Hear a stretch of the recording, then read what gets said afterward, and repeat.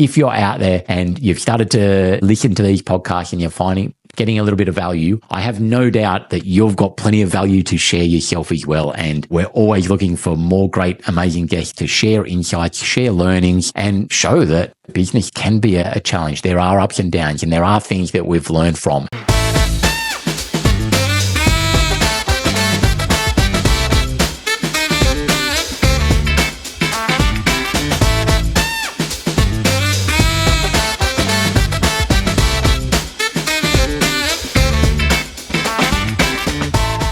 Hello and welcome to episode 8 of the Healthy Business Lab podcast, where we normally talk to allied health business owners and get plenty of their learnings and knowledge and insights on both their expertise, how they've grown, what they've learned in running a business, and then some of their powerful transformations that they get for their clients. Today is going to be just a little bit different. It's me flying solo here. As I said, episode 8. 2 months into this podcast. This is an experiment in itself, something I love talking about, experiments and the like.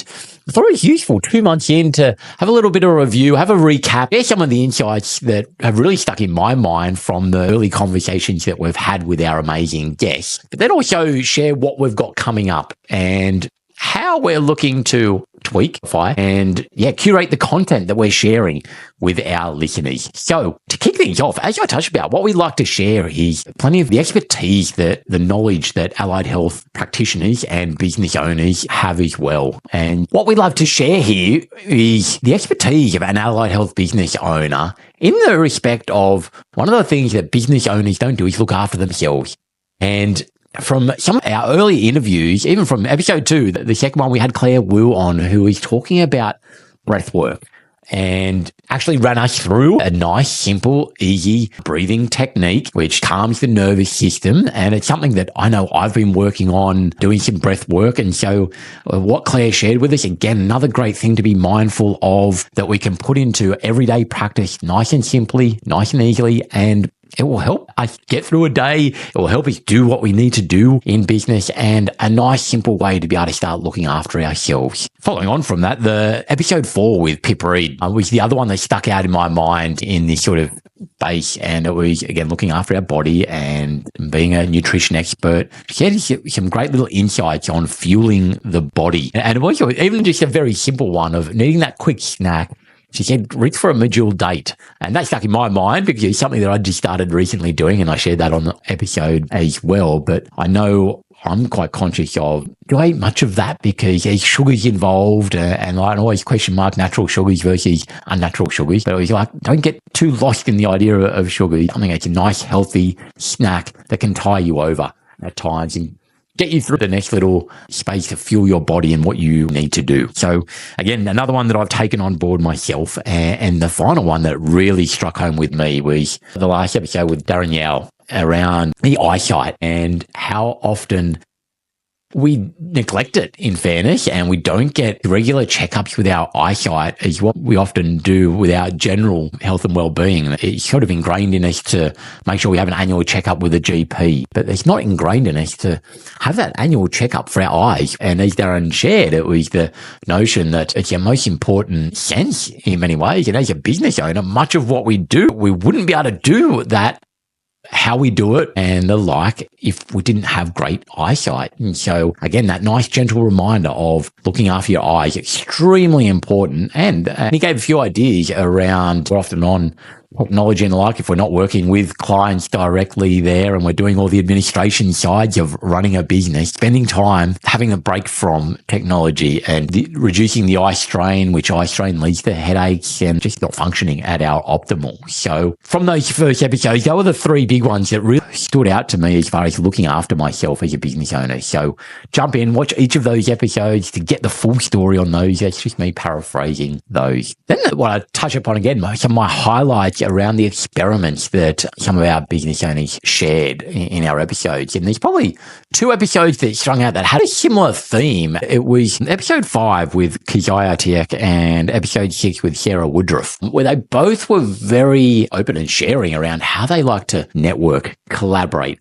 learn from others in the space. And given the fact that this podcast is all about that idea, it really resonated with me to hear their experience of how they've approached collaborations, networking, and really being able to just harness that knowledge that goes around. So again, highly encourage you to experiment with getting to know more of your fellow practitioners and even cross-modality sort of thing.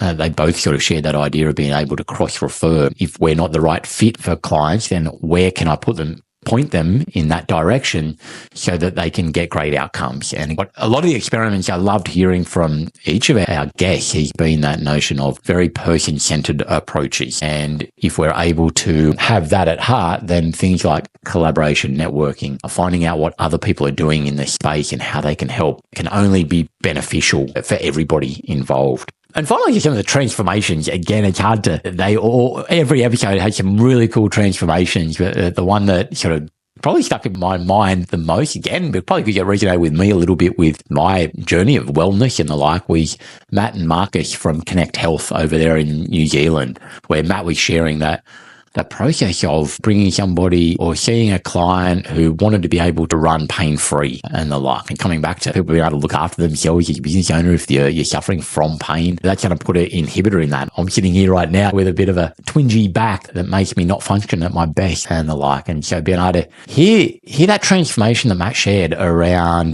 sort of the 6-month process, and it's looking at the holistic picture of the client and being able to step them through. And some of it was, he sort of talked about being an osteopath. Yes, there was physical components, but it's even the emotional, the relational sort of things. And that if we're there for the client through that whole process and have a plan over a period of time, that it is amazing transformations can take place. And the example we gave, that person was able to start running again. And it's like knowing the power of how that can change somebody's life to get back to something that they may have thought they might not get back to is extremely powerful. So I thought I'd just share some of my key takeaways, and in future, in these podcasts, what we're going to be doing, where this podcast is going now, is this episode comes to you in the school holidays here in New South Wales, here in Sydney, where I'm based. And my business is very much based ideally around sort of school terms. It's, hey, we have 3 young kids during school holidays. We want to be spending time with the family, want to devote time to that and have business just tick away, do what it needs to do. And so this podcast is kind of going to follow that process as you're going to evolve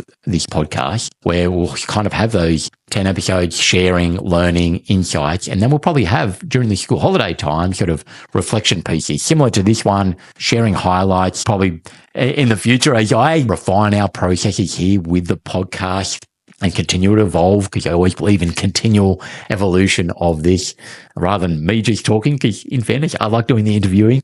I don't like just standing here talking to a camera, just myself. I like having those conversations. I like learning from others that will probably extract some of those highlights and get the snippets out there so you can hear the gold from our guests themselves. So that will likely be coming moving forward. We'll have the interviews, then we'll have during holiday time, we'll have the reflections and the ideas. And again, what's coming up in the next series. And I'll sort of start to look at creating some series within the wider podcast sense, and whether that's a 10-week run of certain modalities in the allied health space. A sneak teaser, there will probably be a series on amazing coaches and connectors and those types of professionals that work in the allied health space as well, that I've started to be connected to through this podcast. Doors have opened up. And so that idea of having more conversations with people in this space opens up opportunities to meet more great people. Again, the experiment for me in creating this podcast has very much been around more conversations. This has definitely done that from my perspective. And I really encourage people to have these conversations, because with conversations come opportunity as well. There we have it. And I just wanted to jump in, share some insights, share where this podcast is going. And if you're out there and you've started to listen to these podcasts and you're getting a little bit of value, I have no doubt that you've got plenty of value to share yourself as well. And we're always looking for more great, amazing guests to share insights, share learnings, and show that business can be a challenge. There are ups and downs, and there are things that we've learned from. And if there's lessons that you've learned from your experiences in managing your practice and evolving what you do and how you do it, then we'd love to hear those stories, because again, we just want to have real, authentic conversations that people can relate to, and then be able to take all those little bits of nuggets, the ones that work for you, and then you're able to go and do your own experiments and see where that lands you in creating sustainable, profitable businesses that ultimately end up with more transformations. That's what we're after, is businesses that are able to grow, get more team members, serve more clients, and get everybody getting the healthy, happy outcomes that all the amazing allied health businesses out there provide. So that's it. That's over from me. Love to have you on as a guest. Love for you to like, follow, subscribe to all of the channels wherever you're tapping into this podcast or video. And see you on the next call, where, again, we've already started interviewing for term 2 here in 2025, and excited for the couple of lined up that we've already got in there, and the guest list that we've got. We've got an amazing guest list lined up for future chats. Make sure you don't miss an episode, and hit that like and subscribe button, and we'll see you on the next call. Thank you for listening to the Healthy Business Lab podcast. Make sure you subscribe to keep up to date with all the latest episodes.